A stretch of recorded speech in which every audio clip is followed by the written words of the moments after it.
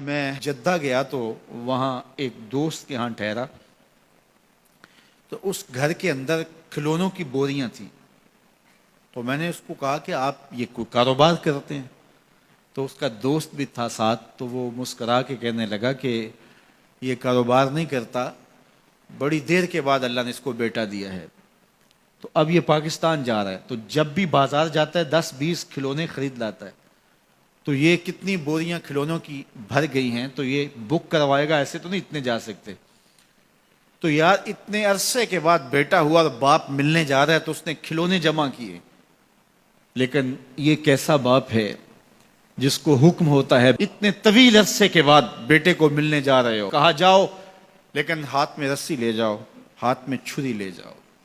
حضرت خلیل اللہ پہنچتے ہیں, اپنی زوجہ سے ملے اور کہا بیٹے کو تیار کر دو, دوست کی دعوت پہ جانا ہے.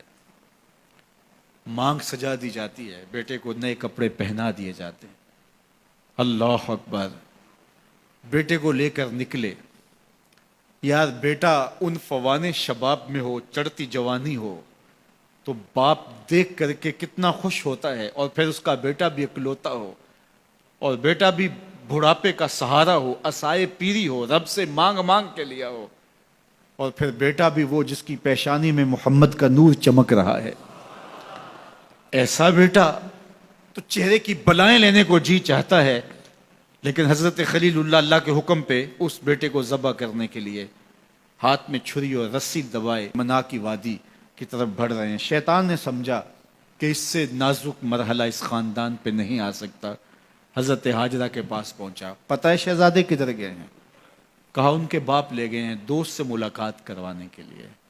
کہا نہیں, وہ ان کو ذبح کرنا چاہتے ہیں. کہا سوچ کے بات کر, وہ باپ ہے ذبح کرے گا؟ کبھی باپ بھی بیٹے کو ذبح کرتا ہے اور بے قصور ذبح کرے گا؟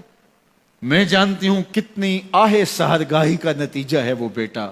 اللہ سے کتنی رو رو کے دعائیں مانگی اور وہ فرزند ملا.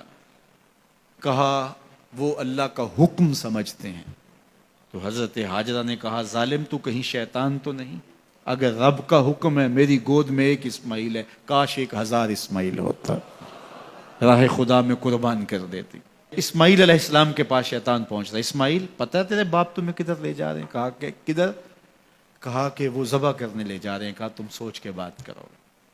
ان کی آنکھوں کی چمک نہیں دیکھی؟ میری طرف دیکھتے ہیں تو لگتا ہے کہ ان کی آنکھوں سے شہد ٹپکتا ہے, اور وہ مجھے ذبح کر دیں گے. کہا اللہ کا حکم سمجھتے ہیں. کہا اچھا. کہا ہاں. کہا اسماعیل کے وجود میں ایک جان ہے, کاش میرے ایک ایک بال میں جان ہوتی اور راہ خدا میں قربان کر دیتا. ابراہیم علیہ السلام کے پاس شیطان پہنچ کے بولتا ہے ابراہیم اللہ کو راضی کرنے کے اور تھوڑے طریقے ہیں, ضرور بیٹے کو ذبح کرنا ہے. تو وہ بھی کنکر اٹھا کے مارتے ہیں اور شیطان کو راستے سے ہٹا کے منزل کی طرف بڑھتے ہیں. قرآن نے وہ سارا منظر بیان کیا ہے. فلما بلغ معه السعی, باپ بیٹے کے پاس آیا اور کہا بیٹا میں نے خواب دیکھا ہے کہ میں تجھے ذبح کر رہا ہوں. فانظر ماذا تری, بتا تیری رائے کیا ہے. بیٹے پر سختہ طاری ہو جاتا, آنکھیں پھٹی کی پھٹی رہ جاتی. باپ کیا بول رہا ہے؟ لیکن یہ فیضان نظر تھا یا کہ مکتب کی کرامت تھی.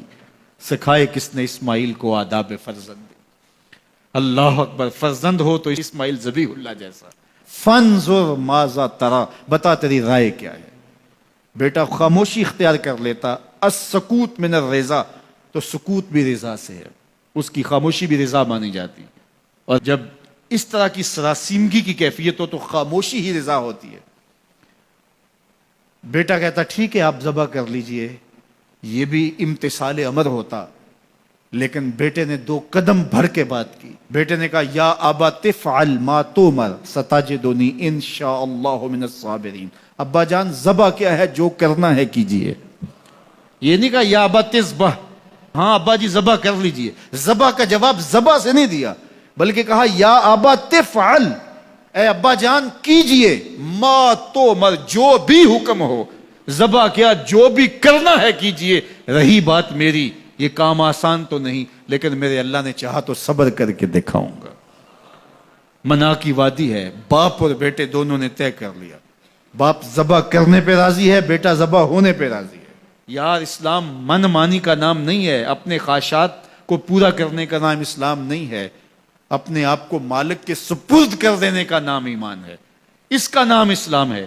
یہاں دیکھیے فلما اسلما، جب دونوں نے طے کر لیا، دونوں راضی ہو گئے، باپ ذبح کرنے پہ راضی ہو گیا، بیٹا ذبح ہونے پہ راضی ہو گیا۔ وَتَلَّهُ لِلْجَبِينِ، اور باپ نے بیٹے کو پیشانی کے بل لٹایا۔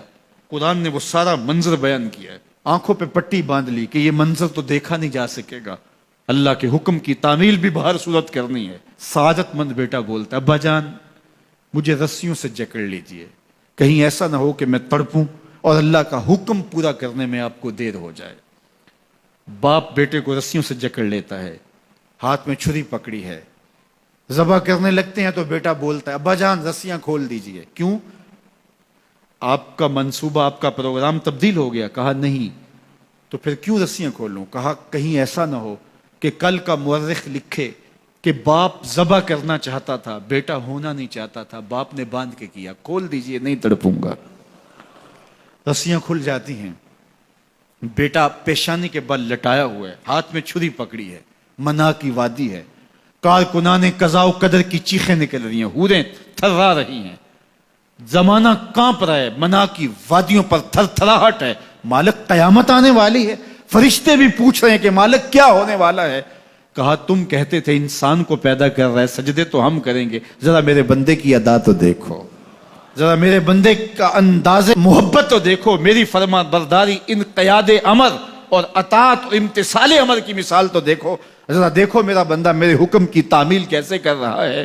اللہ اکبر، کائنات آنکھیں جھپک رہی ہے، سورج منہ چھپا رہا ہے کہ یہ منظر دیکھا نہیں جا رہا، اور منا کی وادی تھر تھر کانپ رہی ہے کہ ایک بوڑھا باپ ہاتھ میں چھری پکڑے اپنے نونہال فرزند کو ذبح کرنا چاہ رہا ہے۔ عجیب منظر ہے کائنات کے اندر۔ حضرت ابراہیم آگے بڑھے، بیٹے کی گردن پہ چھری رکھی اور پوری قوت کے ساتھ چھری کو جنبش دی۔ اللہ اکبر، لیکن ایک بال بھی نہیں کٹا۔ پاس پڑے پتھر پر چھری کو مارا، لما تقطع یا سکین، چھری کاٹتی کیوں نہیں؟ تو چھری نے آواز دیا الخلیل یامرنی والجلیل ینہانی، خلیل مجھے کاٹنے کا کہتا ہے، رب جلیل کہتا ہے خبردار ایک بال بھی کاٹا تو۔ کہا چھری تیرا کام تو کاٹنا ہوتا ہے۔ کہا حضرت آگ کا کام بھی تو جلانا تھا، جس نے آگ کو جلانے سے روکا تھا آج اس نے مجھے کاٹنے سے روک دیا۔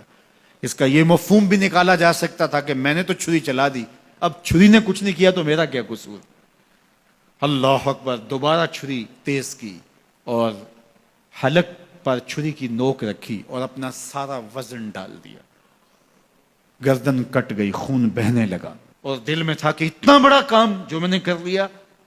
لیکن جب پٹی کھولی تو دیکھا منظر بدلا ہوا ہے، جس کو بیٹا سمجھ کے ذبح کیا وہ بیٹا نہیں تھا، دمبا تھا، اور جبریل امین پاس کھڑے ہیں اور اسماعیل مسکرا رہے ہیں، بے ساختہ زبان سے نکلا اللہ اکبر۔ تو حضرت اسماعیل بولے لا الہ الا اللہ واللہ اکبر، جبریل بولے اللہ اکبر وللہ الحمد۔ یہ منظر دیکھا تو ابراہیم ابھی کوئی سوال کرتے، کسی سے پوچھتے کہ یہ کیا ہوا، اتنے میں وہی نازل ہوئی، اے ابراہیم تو نے واقعی خواب پورا کر دکھایا، انا کذالک نجزی المحسنین، ہم اپنے بندوں کو یوں ہی صلہ دیا کرتے ہیں۔ تیرے بیٹے کو ذبح نہیں کروانا تھا تیرے ہاتھوں سے، ہم نے تیرا امتحان لینا تھا، بس ابراہیم تیرا امتحان پورا ہو گیا، ہم نے تیری سنت کو اب قیامت تک کے لیے باقی رکھا، قیامت تک کے لیے باقی رکھا۔ اور پھر خود میرا رب کہتا ہے سلام علی ابراہیم، اے ابراہیم تیرے اوپر سلام ہو۔ اللہ اکبر، آج ہمیں اس سنت کو باقی رکھ کر کے ہمیں وہ یاد تازہ کی جا رہی ہے کہ میرے ایسے بندے کہ جو میرے حکم پہ اپنی سب سے عزیز چیز بھی قربان کرنے سے گریز نہیں کیا کرتے۔ ہمارے ایک بزرگ فرمایا کرتے تھے کہ ہر بندے کا ایک اسماعیل ہوتا ہے، جب تک وہ اپنے اسماعیل کی گردن پہ چھری نہیں رکھتا رب کا قرب نصیب نہیں ہوتا۔ تو جو تمہاری محبوب چیز ہے اس کو راہ خدا میں جب تک قربان کرنے کا جذبہ نہیں پاؤ گے تب تک تمہیں وہ منزل نصیب سعادت کی نہیں ہوگی۔